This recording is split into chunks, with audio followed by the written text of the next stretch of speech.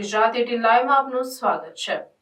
મુમુક્ષુ દીક્ષાર્થી શ્રી રાજનો ડેરાપોર્ટ જૈન સંઘ દ્વારા અંતિમ સાંસારિક વિદાય સમારંભ યોજાયો।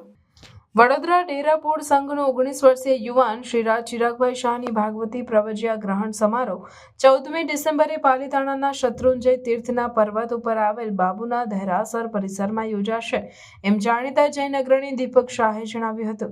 બાબાજીપુરા જૈન સંઘના પ્રમુખ નવીનભાઈ શાહે જણાવ્યું કે વડોદરાના આ યુવાનને શ્રી સંઘ દ્વારા અંતિમ શાનદાર વિદાય આપવાના કાર્યક્રમમાં સુરતથી ખાસ હાર્દિક શાહ પધાર્યા હતા અને 3 કલાક સુધી એમની વાણી દ્વારા લોકોને મંત્રમુગ્ધ બનાવી દીધા હતા। દરમિયાનમાં ખીચોખીચ ભરાયેલા ઉપાશ્રયમાં વિદાય સમારંભમાં મુમુક્ષુ દીક્ષાર્થી શ્રી રાજ જે પાઠશાળામાં જૈન ધાર્મિક શિક્ષણ લીધું તે પાઠશાળાના બાળક બાલિકાઓ દ્વારા શાનદાર સ્ટેજ પરફોર્મન્સ કરવામાં આવ્યું હતું।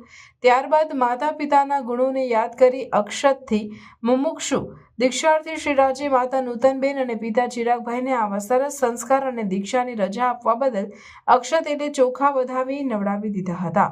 ત્યારબાદ મુમુક્ષુ શ્રી રાજનો નાના ભાઈ અનુજે પણ પોતાના મોટા ભાઈને સુંદર સંયમ જીવન માટે શુભેચ્છા આપી ગળે મળીને જણાવ્યું કે મારું ભાઈ હું મમ્મી પપ્પાને ક્યાંય તકલીફ નહીં પડવા દઉં। સંઘના ટ્રસ્ટી મંડળે મુમુક્ષુ દીક્ષાર્થી શ્રી રાજને કંકુ ચોખા શાલ ઓઢાડી તથા સન્માનપત્ર આપી સન્માન કર્યું।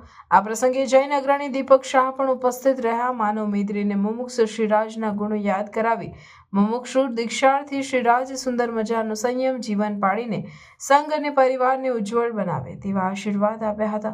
દરમિયાનમાં ટ્રસ્ટી રતિલાલ શાહે જણાવ્યું હતું કે મુમુક્ષુ દીક્ષાર્થી શ્રી રાજની દીક્ષા પ્રસંગ વડોદરાથી બસો તથા ખાનગી વાહનો દ્વારા 11મી ડિસેમ્બરથી 14 ડિસેમ્બર સુધી પાલીતાણા ખાતે આચાર્ય રાજરત્ન સુરી મહારાજની નિશ્રામાં દીક્ષા અને આચાર્ય સૂર્યોદય સુરી મહારાજની મૂર્તિની પ્રતિષ્ઠાના જુદા જુદા કાર્યક્રમોમાં ભાગ લેશે।